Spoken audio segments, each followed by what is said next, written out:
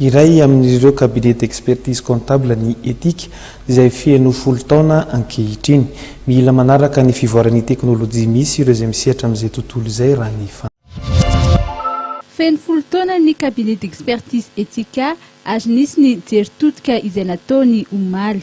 Asan'ny cabinet d'expertise comptable aloha dia manamarina ny asa indrindra manamarina ny contenu entreprise any hoe certifié zany manara-maso mijery tsara hoe manaraka ny feny taratra tokony izy hoe soratra rehetra zay voarakitra ao anatin'ny compte de société mo zay ny asany anankiray mo ihany koa misy koa ny asany anankiray manampy nasa koa izany amin'ny fitadiavana vahaolana amin'ny fitatanana ohatra fitadiavana lalana vaovao lalam-bahatra vaovao azo expert comptable zany asa.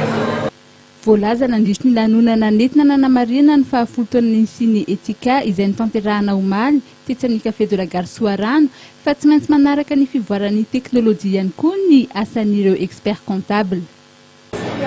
Technologique et de télécommunication eran-tany no miteraka karazana besoin vaovao ho an'ireo mpanjifa zany. Raha taloha tsika zao ohatra tsy nisy an'izany ataoko hoe internet zany tsisy Google, tsisy Facebook, tsisy ohatr'izany. Ny orinasa ohatra voatery ohatra voatery tsy maintsy manao annonce publicitaire be ohatra. Tsy manao pancarte ahafahany mivarotra ny zavatra atao.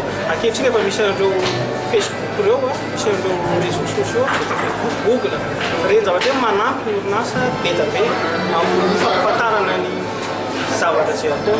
Zay zavatra zay zany ny expert comptable koa satria zay zao ohatra hoe zavatra vaovao misy expert comptable tokony misadapta amin'izay fiovany toetra raha ary économique sociale eran-tany zay tsy ny fahafolo taona ny etika ihany no nomariana omaly fa ny fidirany ao anatin'ny tambazotra JPA international ihany koa.